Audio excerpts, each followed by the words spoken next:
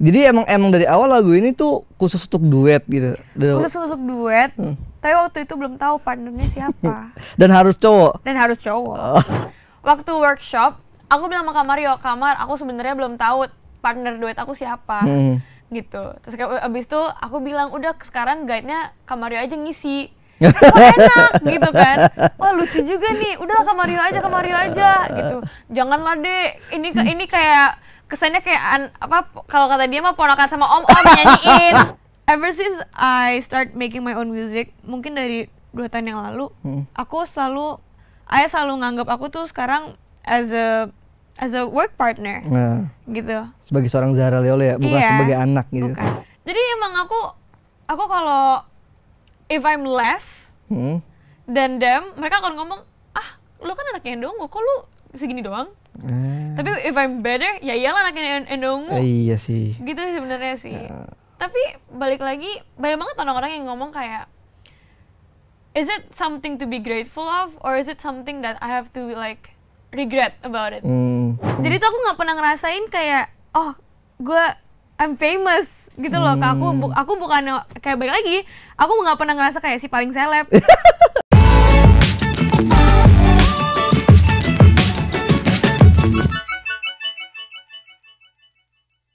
Halo Tribuners, baik lagi sama gue Bayu Indra Permana di konten si paling seleb, dan di depan gue udah ada Zara Leola. Ayo tepuk tangan lu.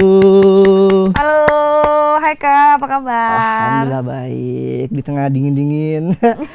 Zara mampir bersama dengan single barunya Lebih Dari Teman. Yes, betul. Gila, lagunya remaja banget, Lebih Dari Teman. Boleh mungkin Zara, ini Lebih Dari Teman soal apa nih? Cinta-cinta monyet itu? Bukan dong. Lebih Dari Teman ini menceritakan tentang seorang cewek, bisa juga cowok. Partners itulah sahabatan. Dan mereka tuh, salah satu dari mereka caught feelings.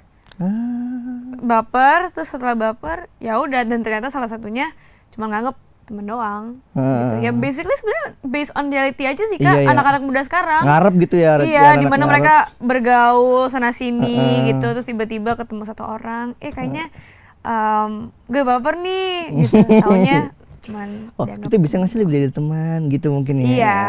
Oke. Dari mana inspirasi lagunya? Ini kan dibawanya sama Mario G kan. Siapa yang nulis lagunya? Awalnya tuh aku tuh nggak nulis lagu ini Kak. Jadi basically emang waktu itu aku sama Kak Mario ada di salah satu acara TV, kayak hoot gitu loh, rame-ramean gitu. Dan kebetulan Kak Mario ini emang temenan sama Ayah. Lalu di situ kita ketemuan dan Kak Mario nawarin lagu Lebih Dari Teman ini, gitu. Terus aku kayak lucu juga nih, gitu. Terus ya udah. Itu udah jadi full dengan musiknya. Udah jadi full dengan semuanya. Ketika dengar, apa yang dirasa sama Zara? Ini kayak teman-teman gue ngerasa ini relate nih kayaknya. Aku kalau lagu bahasa Indonesia, I am very picky person. Karena aku kan awalnya kan nyanyi lagu kan bahasa Inggris semua kan Kak. Move It, No to Bully, semuanya Good Waste of Time. Jadi di saat aku nyanyi lagu bahasa Indo, aku takutnya aku tuh yang kayak nggak nyaman. Akhirnya lagunya nggak feeling gitu loh. Jadi I told Kak Mario kalau misalnya aku tuh kesusahan dengan lagu bahasa Indo dan aku minta bantu untuk lagu Indo yang lebih bikin asik gitu. Dan ternyata pas lagu Lebih Dari Teman ini asik juga ya, maksudnya vibe-nya 90s gitu. Terus juga I think easy listening juga. Aku sebagai anak muda juga seneng banget nyanyiinnya gitu. Kalau untuk pelafalannya tuh agak belibet nggak? Karena biasanya bahasa Inggris terus kemudian bahasa Indonesia. Enggak sih Kak, mungkin karena aku juga ngerti dan I can relate to the song itself. Jadi kayak aku go with the flow gitu. Nyaman sih aku dengan lagu ini. Ada ada kalimat-kalimat yang akhirnya kamu sesuaikan ya, Kak, aku kayak susah nih kalau menggunakan kata ini atau bahasa ini. Nggak ada sih. Ada. Jadi liriknya udah jadi full semua. Udah jadi full semua ya. Palingan aku kayak requestnya dari segi musik-musiknya doang sih, mau kayak gimana vibes-nya gitu-gitu. Oh berarti kamu ikutan ini di musiknya ikut andil? Ikut. Oke. Seberapa persen? Percentage-nya maybe 35. Oke. Sebenarnya sih aku emang dari awal musiknya udah seperti itu. Tapi aku lebih kayak karena Kak Mario juga sharing gitu, aku juga ikutan workshopnya. Aku bilang kayak, Kak Mario, aku sebenarnya aku suka kalau misalnya Indo, aku pengennya lebih kayak ke groovy jazz gitu. Jadi aku kayak kalau di panggung nggak plain plong, nggak tahu mau ngapain gitu kan kalau nyanyi. Bisa dance, bisa ngajak teman-temannya di bareng. Gitu. Oke. Ketika itu dirilisnya kamu jadi sebulan lalu ya kalau nggak salah, atau November 29 kalau nggak salah. Berarti 2 bulan lalu ya? Iya. Gimana tanggapan fans kamu, kan banyak yang dengerin lagu Inggris, lagu-lagunya sekarang Indonesia. Mereka ya ada yang bilang mereka relate gitu ya. Aku juga sempat relate sih Kak gitu kan. Jadi aku paham kenapa mereka bisa relate. Ini kan remaja sekali nih. Terus habis itu ada yang bilang nada-nadanya enak gitu ya. Selama ini sih aku dengernya sih positif banget gitu. And I'm very very happy that I got positive notes dari teman-teman gitu, dari teman-teman media sosmed gitu. Jadi ya seneng banget. Ketika proses duet sama Mario gimana waktu itu? Awalnya sebenarnya bukan Kak Mario jadi teman duet aku. Siapa tadi? Awalnya banyak lah, ada banyak choices, tapi karena bentrok sana sini gitu, karena kan emang kalau end of the year kan mereka juga ngejar single juga kan. Jadi aku waktu itu juga agak kesusahan. Fun fact yang lebih lucu, waktu workshop aku bilang sama Kak Mario, Kamar, aku sebenarnya belum tahu partner duet aku siapa. Gitu. Terus abis itu aku bilang, udah sekarang guide-nya Kak Mario aja ngisi. Oh enak gitu kan. Wah lucu juga nih. Udahlah Kak Mario aja gitu. Janganlah Dek. Ini kayak kesannya kayak kalau kata dia mah ponakan sama om nyanyiin gitu. Terus habis itu enggak. Terus habis aku dikirim dong guide-nya ke Ayang Acin. Terus habis itu A&R-nya Musika sama Om Arlan. Terus ternyata tiba-tiba mau Kak Mario. So kayak lucu juga ya. Tapi maksudnya aku juga nyaman sih sebenarnya, karena kan aku ngerasa kayak emang udah ada visualnya dari guide-nya sendiri gitu. Tapi lebih kesusahnya kan soal chemistry-nya kan. Chemistry-nya aku nggak bisa, partner aku ini bukan seumuran nih, gitu, lebih serius gitu in relationships. Jadi emang dari awal lagu ini tuh khusus untuk duet gitu. Khusus untuk duet. Tapi waktu itu belum tahu partnernya siapa. Dan harus cowok. Kayak gitu. Karena kan aku waktu itu kan pernah duet single juga sama Anet yang Should I. Oke. Gitu. Ketika dibawakan duet itu buat seorang Zara, penyesuaian apa yang akhirnya enak juga nih sama Kak Mario gitu. Nyaman juga nih. Mungkin lebih dari interestnya sih Kak. Aku kalau ketemu orang baru tuh cukup susah. Maksudnya Kak, aku bukan orang yang kayak apa ya? Kalau aku bukan menjadi seorang Zara Leola, aku tuh anaknya tuh ambivert banget dan moody. Jadi kalau ketemu orang baru tuh kayak gue mau nyapa tapi gue juga nggak mau. Gue kalau nyapa nanti kesannya gue kayak sarcastic banget gitu kan. But when it comes to Kak Mario, karena dia juga kayak very extrovert, aku jadi ketemu suatu hal yang baru gitu. Aku kayak interest soal mobil sama dia. Dia juga suka drifting, gitu-gitu kan. Jadi di situ aku jadi nyaman untuk bikin lagu dan punya project sama dia. Iya gitu. Karena dia juga terbuka. Iya, bener-bener. Dan aku ngerasa kayak suara kita berdua tuh terlihat dominan sih. Ada some people yang mungkin beda-beda sih kayak suara orang kan beda-beda. Jadi kadang-kadang aku kalau sama orang si A gitu, suara aku tuh kadang-kadang kebanting, atau kadang-kadang dia yang kebanting gitu. Tapi kalau sama Kak Mario kayak everything is just balance gitu. Apa maksudnya dia juga ngedirect kamu buat kayak nadanya agak segini nih Zara? Iya, mungkin karena itu juga sih. Jadi emang he's also much more professional right in music gitu. Jadi dia tahu untuk kontrol gitu. Itu sih yang bikin aku juga seneng kerja sama dia. Tapi pasti dapat hal baru dong dari Kak Mario gini ketika duet. Banyak sih sebenarnya. Yang baru, hal-hal pembelajaran baru lah buat bermusik kayak. Oh jadi gue sekarang baru tahu nih setelah duet sama Mario nih. Mungkin lebih ke cara kita feeling lagunya sih, cara dia nyesuain dinamika untuk suatu lagu sih. Itu sih yang aku belajar banget dari dia, gitu. Karena kan selama ini karena aku juga mungkin karena aku not really a songwriter, aku bukan produser banget. Maksudnya aku bikin lirik, tapi aku nggak terlalu deep banget into lyrics.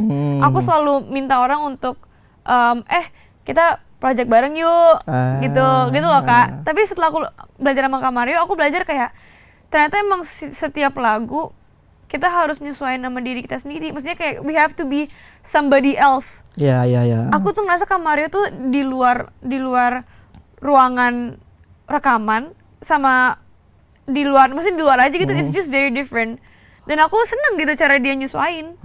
Gitu sih sebenarnya sih, itu yang aku belajar. Oh bisa, jadi ketika temen duet beda, ketika diskusi soal lagu beda, ketika ngobrol bahasa juga beda. Iya, gitu. Jadi kayak he takes, kayak apa ya? There's always like two sides of him. Not in the bad way ya, tapi in a good way. Bener. Gitu. In music sebagai seniman. Gitu. Jadi aku kayak apa ya? Inspirasi aja sih. Gitu. Kan kamu picky nih sama lagu Indonesia ketika ditawarin sama Mari awal, berarti Zara ada lagu Indonesia nih, terus kamu langsung bilang, Kak aku picky banget nih, langsung kayak gitu? Apa gimana? Aku ngomong, dan mungkin karena emang dari Ayah juga sih. Ayah emang ngomong sama Kak Mario, dia bilang kayak, Zara ini agak gak nyaman kalau nyanyi lagu bahasa Indo, gitu. Jadi kayaknya emang dia tuh anaknya picky, dan dari situ kayak Kak Mario udah paham. Kalau nggak nyamanan kamu sama lagu berbahasa Indonesia tuh, apakah dari awal kamu bermusik tuh kebanyakan dengan lagunya Inggris, terus kebanyakan tulis Inggris, atau mungkin kamu punya sebuah momen kayak nyanyi lagu bahasa Indonesia nggak dapet nih feelnya atau apa gitu? Enggak sih sebenarnya, mungkin karena emang dari kecil lingkungan aku emang they speak English first, mereka ngomong bahasa Inggris dulu, dan ibu aku pun juga ngajarin aku bahasa Inggris dulu, gitu. Jadi pas waktu aku masuk entertain, aku tuh kalau misalnya promo radio, podcast kayak gini, aku tuh selalu minta bantu ayah, karena I cannot speak Indo Kak. Ini aku swear, I cannot speak Indo. Terus aku bergaul sama sana sini, aku ngobrol sama banyak orang, akhirnya aku lebih lancar ngomong bahasa Indonya. Dan di situ aku ngerasa bahwa at first aku waktu itu aku workshop dan aku dikasih challenge untuk bikin lirik sendiri. Ternyata aku sadar kalau misalnya bikin lagu Indo itu jauh lebih susah daripada bikin lagu Inggris. Kalau Inggris kan cuma kayak I, you. Tapi kan kalau bahasa Indonesia kan ada aku, kamu, saya, Anda. Banyak gitu kan, baku, non baku gitu. Jadi aku yang kayak, mau pakai yang mana gitu. Gue kalau maksudnya kayak I'm falling in love. It doesn't seem cringy, right? Aku jatuh cinta. Itu kayak menurut aku aneh banget. Gitu loh, Kak. Aku nyanyiin kayak kok gue geli ya. Bikin lirik sendiri pakai dengan Indonesia gitu. Dan yang bikin aku heran tuh kayak Ayah kok bikin lagu gak cringy, gak geli, maksudnya kayak I can see how she's falling in love gitu. Kok gue yang bikin dengan lirik-liriknya sama, aneh gitu. Pernah ngaruh gak sama Ayah kayak, ya kok lagu Ayah bahasa Indonesia Aku Cinta Kamu, tapi itu sampai sekarang pun terdengar nggak cringe nggak apa kan? Aku pernah ngomong sama Ayah, aku ngomong kayak, Ayah itu ngerasain apa sih waktu itu? Geli, gelisah atau gimana? Gitu, karena the way I write songs it's just not it, gitu. Terus dia ketawa gitu. Tapi katanya ya emang harus take time, wajar. Iya. Dan aku ngerasa Ayah tuh juga termasuk orang yang paling aku inspirasikan dalam bidang musik juga sih Kak. Karena kan I think pastilah. Like baik lagi there's always two sides, dan aku ngerasa Ayah tuh orang yang bener-bener aku ngeliat I can see from the two sides itu. Kayak orangnya beda aja gitu loh Kak. Ketika di rumah sebagai ayah, terus ketika dan menjadi seorang gitaris itu beda banget. Dan aku ever since I start making my own music, mungkin dari 2 tahun yang lalu, Ayah selalu nganggap aku tuh sekarang as a work partner, gitu. Sebagai seorang Zara Leole ya, bukan sebagai anak gitu. Bukan, gitu. Jadi and that's what I love sih sebenarnya sih. Berarti ketika perlakuan dalam studio sama ketika di meja makan tuh beda banget. Beda banget. Kalau di meja makan mah ngomonginnya soal cowok gitu kan, soal PS dia, soal sepatu-sepatu dia, fanatik-fanatiknya dia gitu kan. Tapi kalau misalnya dalam studio ya udah kayak partner-partner gitu. Berarti kalau di studio termasuk yang kayak ngasih inputnya yang cukup keras kah ya, atau seperti sebagai seorang musisi? Nggak keras sih sebenarnya sih, mungkin lebih kayak ngobrol kayak temen aja, kayak kita gini loh Kak. Aku sama itu kayak gitu. wah enak juga ya gue bisa enak banget gitu. Dan walaupun aku kadang-kadang suka uncontrol sih, maksudnya as a daughter, aku it was just kind of hard for me untuk bisa kontrol kalau misalnya kayak you're as my dad and you're as my work partner gitu kan. Tapi at the same time aku senang punya ayah yang bisa sharing bareng. I can tell my struggles in music about gitu-gitu, dan dia pun juga bisa relate kan dengan hal seperti itu gitu. Ini berarti single kamu yang keberapa nih kalau single keberapa kalau? Keberapa apa ya? Udah puluhan sampai? Enggak, belum puluhan deh. Kalau kamu di musika di musika dari? Aku di musika dari umur 11. Umur 11 sekarang? 17. Udah 6 tahun, udah lama juga. I think 7 to 6 years. 6 to 7 years. Oke. Kalau kita balik ke belakang, pertama kali kamu masuk ke musik itu emang beneran bokap yang ayah yang nyeburin, yang nalin, atau sebenarnya kamu ngeliat papa gitar-gitaran terus jadi kayak kesenang sendiri? Lebih ke go with the flow aja sih Kak, karena kan aku juga anak pertama. Jadi emang aku deket sama ayah, dan aku nggak punya temen dong, apalagi aku anak pertama gitu, dan ayah pun juga sering kerja. Jadi ya when I'm bored, kadang-kadang aku suka nemenin ayah. Ayah manggung kemana gitu. Kadang-kadang kan waktu itu kan emang ayah kan juga lagi sering konser di luar negeri, punya a lot of shows in Singapore, Malaysia. Jadi aku suka ikutan gitu. Dan mungkin karena dari situ aku jadi seneng sih lihat orang apa ya, entertained by us gitu loh Kak. Aku seneng gitu. Karena I talk like a Leo. I feel like I'm such a Leo right now. Tapi emang kayak aku ngerasa bahwa entertaining someone make people happy itu menjadi suatu hal yang kebahagiaan yang apa ya? How do I say it? Pokoknya aku ngerasa kayak if I show what I can to people dan mereka pun juga seneng, aku juga seneng. Senang menghibur orang lain. Iya, itu. Panjang banget ya aku ngomongnya ya. Contohnya seperti itu. Dan aku sejak kapan kerasa kayak kamu kalau menghibur orang lain, tampil di depan orang lain tuh happy tuh apa ketika di keluarga ikut karaoke kah, mungkin nyanyi di keluarga besar? Lebih ke lihat ayah sih Kak. Di luar panggung, setelah panggung gitu, euforinya ada, mereka ngomongin sana sini, ya tadi gua ketemu orang yang begini-gini, excited banget, mereka nangisin lagu kita loh, galaunya segitunya gitu, dan aku di situ kayak, pasti kamu ngatin banget orang-orang pada kayak gila ya, just like 3 minutes of a song bisa bikin orang rasanya seperti itu, and I want that to happen to me, gitu, dan di situ aku pengen seriusin gitu dengan lagu Move It, alhamdulillah banyak yang suka gitu. Pertama kali masuk ke musik itu mulai megang-megang alat musika atau dikasih lagu dulu sama ayah atau seperti apa? Awalnya tuh aku nari dulu. Jadi di dalam seni aku nari dulu dari umur 3 tahun, dan I take it very professional. Jadi aku lomba sana sini gitu Kak. Terus habis itu ayah waktu itu ada band DJ gitu, Volmax namanya. Oh iya. Volmax band. Terus habis itu it was like a new era thing. Lucu, kreatif lah itu sebenarnya band sama DJ. Itu kalau nggak salah pas waktu Pasya baru awal-awal. Nah iya di situ. Terus habis itu kalau nggak salah ayah tuh punya teman produser namanya Om NSG, Om Nuti. Dan di situ dia minta aku untuk ketemuan sama dia. Dan di situ kita bikin lagu Move It, bikin Not to Bully. Gitu, dan aku di situ kombinasiin nari aku sama nyanyi aku, karena waktu itu aku nggak sefokus itu sama nyanyi aku Kak, gitu, so try to make it balance by dancing also. Nyanyi itu juga pakai ini coach atau diajarin sama ayah aja? Nyanyi aku pakai coach sampai sekarang. Sampai sekarang masih terus. Okay. Berarti ayah tuh ngajarin nulisnya kah, alat musiknya kah? Ayah lebih ngajarin aku mentally sih Kak sebenarnya. Oh itu penting sih. Mentally kayak how to act in front of other people, bener. How to know that you're in the right position or not, gitu. Cara untuk gitu-gitu sih Kak sebenarnya. Ayah tuh lebih ngajarin aku soal mentally. Kalau physically kayak alat musik segala macam itu semuanya aku sendiri.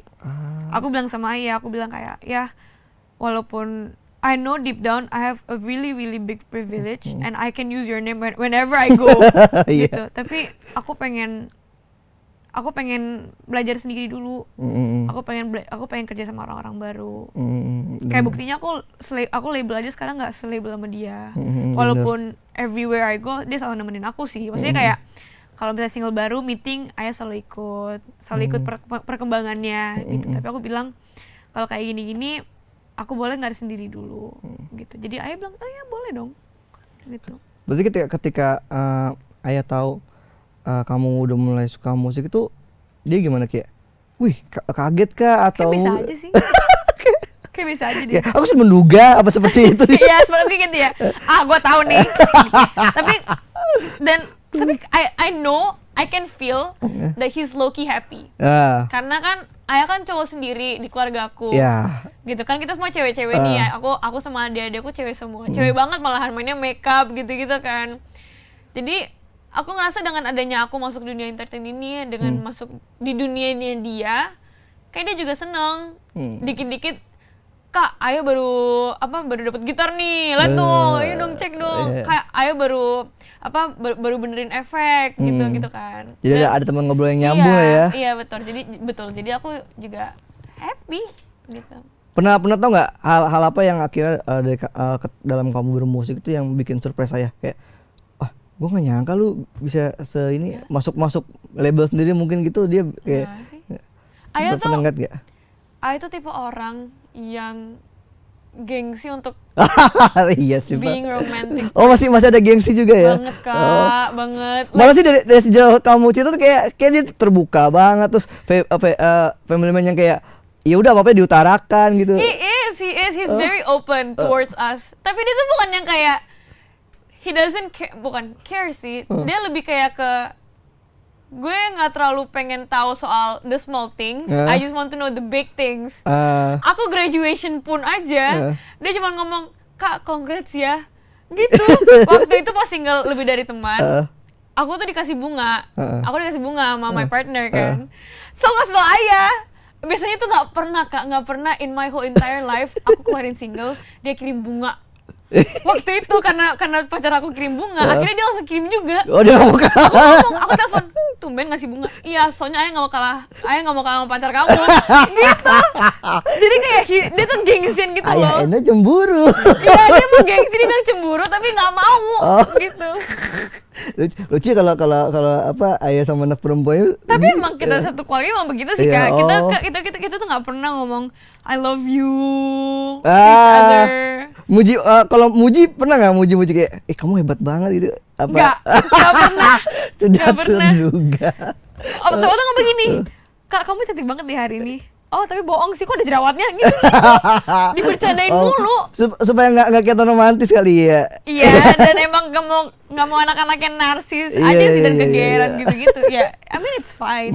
Gitu, dan aku juga ya mungkin karena kita bertiga pun juga tahu Loki mereka juga happy gitu kan sama kita. Gitu.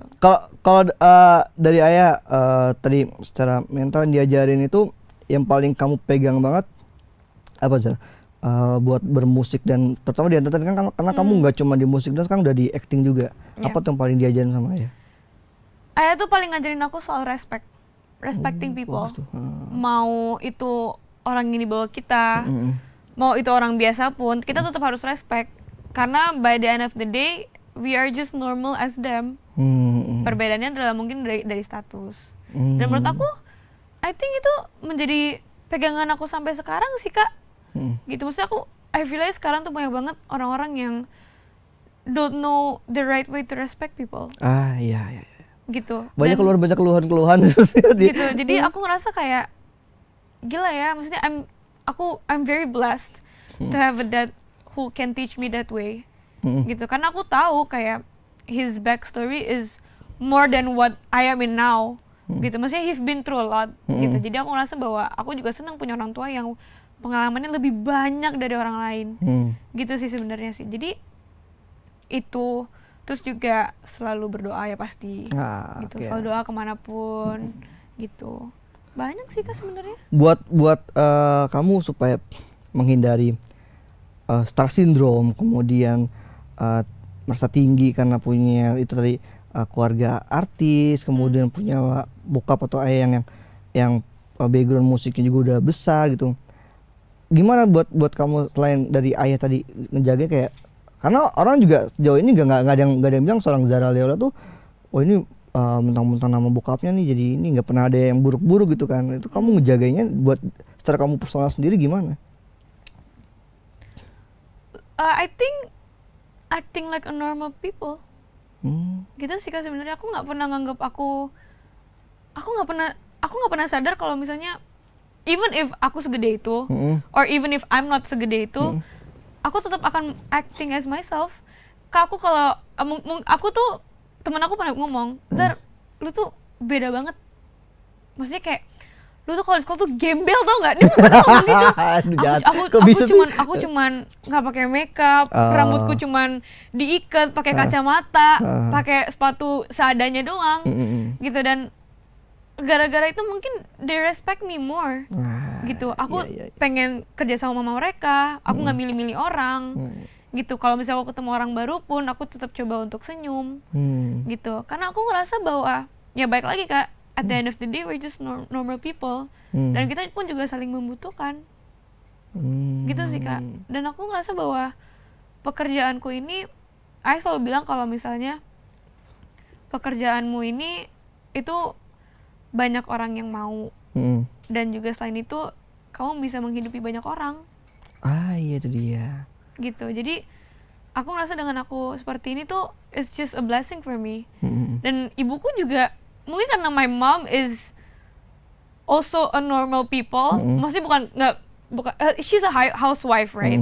Jadi emang kita tuh kalau nge-mall, aku tuh nggak pernah yang kayak pakai baju branded, pakai baju bagus gitu loh. Aku cuma pakai sandal, celana pendek, udah gitu doang, plong gitu. Oh, nggak LV, Gucci, Dior. Bukannya kayak outfit lo berapa? Aku nggak pernah kayak gitu Kak. Gitu, jadi ya kayak orang biasa aja gitu loh, nggak usah malu kalau misalnya orang-orang liat lo gitu. Okay. Dan itu semua kamu dapetin diajarin kah atau ya sadar sendiri aja, nemu sendiri aja hal-hal kayak itu kan kayak sama kayak ayah juga menyesuaikan ketika jadi ayah, ketika jadi musisi gitu. Nah, ketika kamu jadi musisi di luar menyesuaikan tampilannya, ketemu klien, ketemu partner, terus ketika di sekolah juga menyesuaikan, itu siapa yang ngajarin atau nemu sendiri?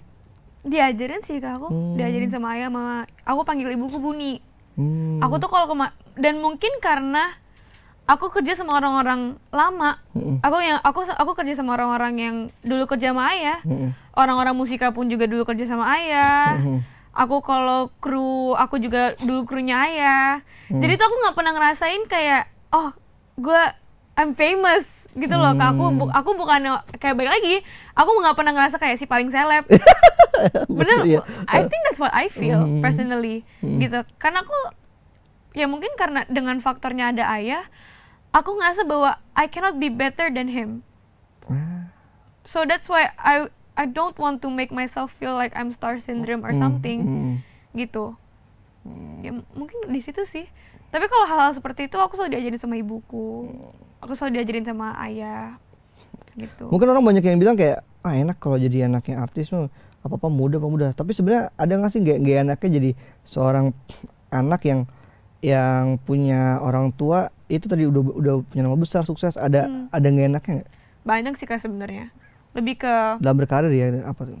Lebih ke beban sih sebenarnya. Lebih ke beban terhadap teman-teman sekolahku. Kan teman-teman sekolahku ini udah pada tahu ayah itu siapa. Ya dong dia sosmed selfie gitu ya kan? Gitu. Tapi ayahku narsis gitu. Ayahku narsis emang, nggak apa-apa. Pekerjaannya emang seperti itu. Tapi emang lebih ke serba salah. Aku pakai sepatu ini ke sekolah salah. Apa sepatu aja? Iya, karena kan sekolah aku kan pakai sepatu tuh nggak boleh, nggak apa ya, bukan yang kayak harus hitam semua gitu loh Kak. Bebas mau pakai sepatu warna pink, gonjreng, roller skates, terserah deh gitu. Jadi emang aku kalau if I'm less than them, mereka akan ngomong, lu kan anaknya Endongo, kok lu segini doang? Tapi if I'm better, ya iyalah anaknya Endongo. Iya sih. Gitu sebenarnya sih. Tapi balik lagi, banyak banget orang-orang yang ngomong kayak, is it something to be grateful of, or is it something that I have to like regret about it? awal-awalnya pas aku masuk di dunia entertain ini banyak banget dari seumuran aku, ibu-ibu, bapak-bapak ngomong kalau misalnya masuk entertain cuman karena anaknya yang ungu. Itu udah pasti tuh kan. Udah pasti. Awal-awalnya aku agak risih. Emang kenapa sih kalau gua anaknya yang ungu gini gitu. Tapi kesini-sini aku ngerasa kayak ya what can I do again? Mau gue menjadi seorang entertainer apa enggak? I'm still his daughter. Benar. Aku akan tetap selalu jadi anaknya dia. Iya. Aku nggak bisa milih orang tua aku kerjanya apa. Iya. Gitu, kerjanya presiden kayak mau apa kayak aku nggak bisa milih. Apapun yang dilakukan tetap aja aku adalah anaknya gitaris ungu. Iya, gitu kan. Tapi jadi ya aku belajar untuk menerima. Dan alhamdulillah I'm trying my best untuk keluar dari bayang-bayangnya ayah. Gitu. Sempet kayak down gak sih sampai bikin down di omong-omongin gitu awal-awal, apalagi kan mulai karirnya juga masih kecil ya. Down banget sih enggak sih Kak, lebih ke mempertanyakan diriku aja. Gitu. I have to be better than him karena I start at 50%, I start at 50% not at 0% seperti dia. Gitu kan. Jadi it was just kind of hard for me to handle and untuk keluar dari bayang-bayangnya. Tapi ya kesini-sini aku menerima. Dan banyak juga kan yang seperti ini kayak siapa ya? Kaica gitu. Terus siapa lagi? Banyak sih sebenarnya. Dan mereka pun juga have the same problem as me. So baik lagi I feel like I'm not the only one who's struggling here. Dan beruntungnya punya teman yang seperjuangan lah kasarnya gitu ya. Sama-sama mengalami hal yang sama. Dan sempat ada yang kayak gini nggak, Zar? Kan anaknya Enda harusnya bisa lebih keren, kan anaknya Enda berarti suaranya bagus dong, berarti ini bagus dong. Ada yang itu kan ngasih beban banget tuh, ada yang sering kayak, ada yang gitu nggak? Banyak sih sebenarnya. Ya balik lagi serba salah. Kalau misalnya aku kurang dari ekspektasi orang, lu kan jadi anaknya Enda ungu, lu bisa lebih lah. Kalau lebih, ya iyalah anaknya Enda ungu. Iya. Tapi ya udahlah, netizen. Nah, tapi kamu menemukan kedewasaan dalam berkarya tadi, milih jalannya sendiri, milih label sendiri, milih musik, kemudian milih lagu yang Ayah nulisnya dengan cinta-cintaan yang Indonesia banget, tapi kamu dengan anak-anak muda remaja teen yang Inggris itu dari mana mendapatkan semua pengetahuan itu dan kepercayaan diri itu? Lingkungan sih Kak sebenarnya, lingkungan aku. Karena